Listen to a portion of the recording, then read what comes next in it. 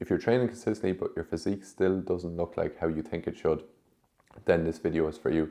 I was in the exact same position for years. I used to be incredibly skinny, to then skinny fat, to then just starting to get fat, and I bulked up to over 200 pounds. I was good Monday to Thursday, but my weekend habits were letting me down.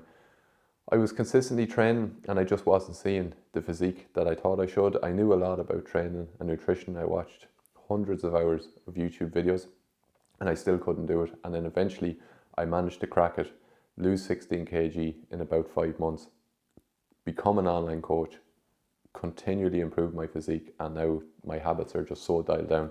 It's like second nature. So keep watching this video if you want to find out what I did and how you can apply some of it to yourself. My name's Alan. I'm an online coach and I help people like you who are training in the gym 3 to 4 days a week, but their physique doesn't look like how they think it should. You see other lads and ladies in there who are going as much as you, seem to be doing the same thing, but they're progressing each week. They're getting stronger, they're looking leaner, they're looking better than you, and you're wondering what's going wrong. So I take lads who are in that position, completely transform their physiques and their mindset so that their physique finally reflects the effort that they've been given in the gym for all these years.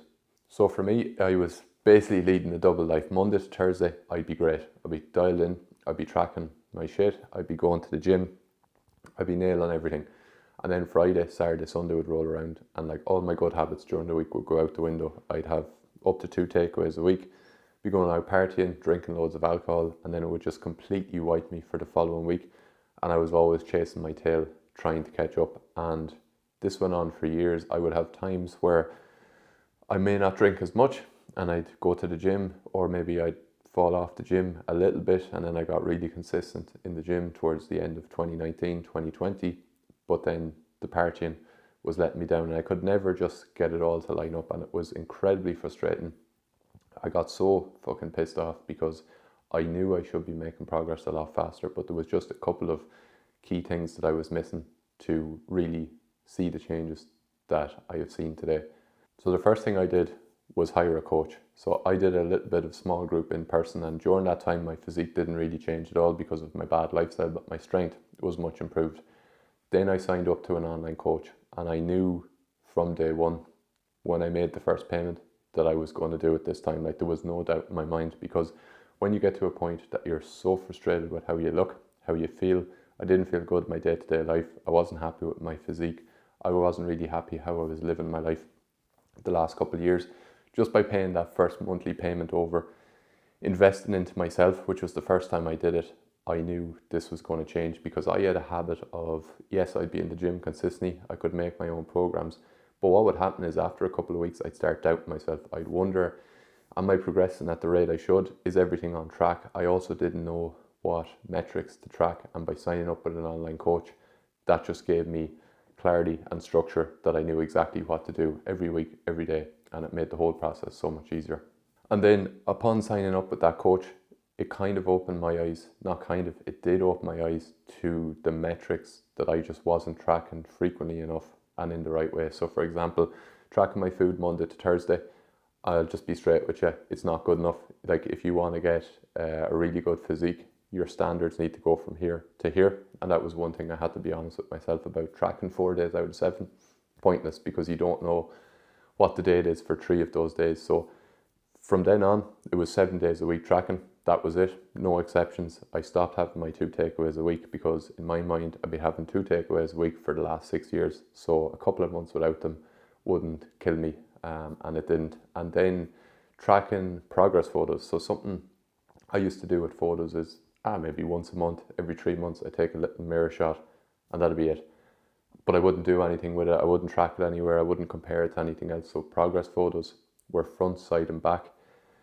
Took them every week, and they're just class, because when you look at yourself in the mirror, you don't notice the visual changes as you're seeing your body every day. But then you can look back after 4 weeks, 6 weeks, 8 weeks, and even now sometimes I look back after 4 years, and the photos are just phenomenal. The difference in them, and it like really motivates you to keep going. It helps your coach as well notice like small changes in your physique and how things are progressing.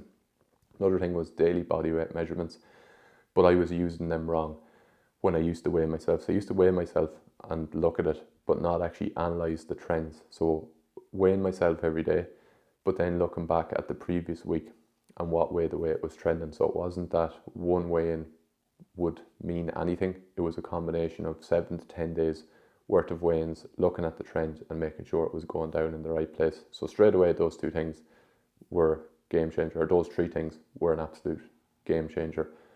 And then the last thing I did in terms of data tracking and things I removed was not drinking alcohol. So alcohol was completely slowing me down. And I would say, if you want to have a few drinks, fine. But if you're excessively having them, you just need to accept that your physique probably isn't going to get where it needs to be. And like you need to make a call on, like, do you want to have a really good physique, or do you want to go out partying every weekend? And for me, it wasn't worth it. So I gave up the alcohol for 2 years, got in outrageous shape, then slowly introduced it back in for like stags, social events. So I still had that fun with it, but it's just not important to me anymore. Like, since when I went through that period where I stopped drinking, everything in my life got better. My mood got better, my sleep got better, my energy got better, my physique was better than it had ever been.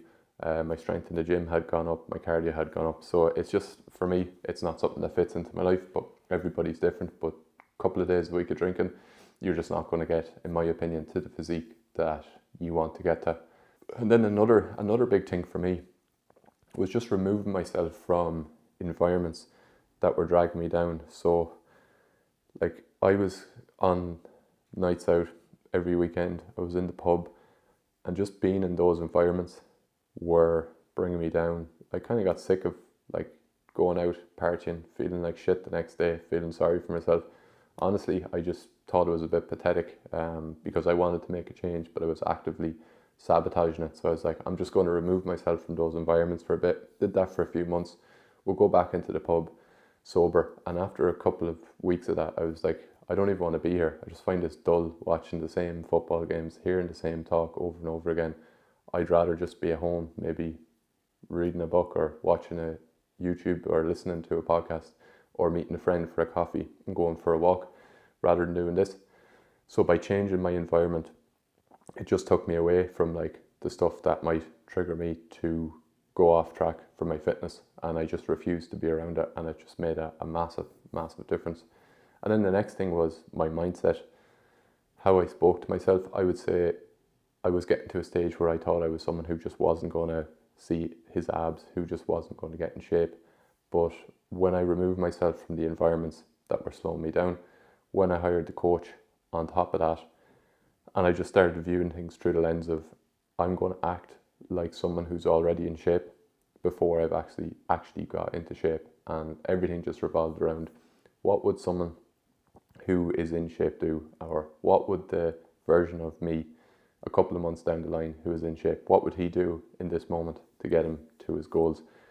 And it made things very easy. Like, that was things like meal prepping, dialing in the food, knowing exactly what to eat, not going out drinking, saying no to certain social events. I still went to certain ones, but I was at a stage for the last 12 years I was trying to get in shape. So saying no every now and then, removing certain foods, alcohol, it just had to be done. And that was what I deemed was necessary to get me where I wanted to go.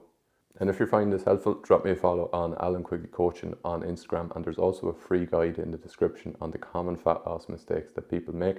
And as a bonus section, the common mistakes that people make after the diet as well. And then actually something I did that I wouldn't recommend is I started kickboxing, and I started running about 2 months in, I think 3 months in, to when I signed up with a coach, and it made things a lot more difficult. I reckon I could have got the 16 kg off in a shorter time frame, because when I was kickboxing, when I was running, certain days I had to eat more to fuel for those to balance it out, and it got a little tricky to manage, and it just made things a little less streamlined. So I would say, if I was to go back and do it, yeah, you could still do the running and the cardio, but I was running like 20 plus kilometers on certain days, which really doesn't go too well with trying to maintain your muscle and be in a deficit and balance your energy balance across the week. Like, a couple of shorter runs would have been much better for me. It would have been easier to manage my calories, but I did it, and it worked. But eventually I had to give up the kickboxing, because I was finding trying to balance it all just was hurting my recovery too much, because I was training 7 days a week. If you found this helpful, drop me a follow on Alan Quigley Coaching, and there's the free guide in the description on the common fat loss mistakes that people make, and also a bonus section on the mistakes that people make after the diet as well.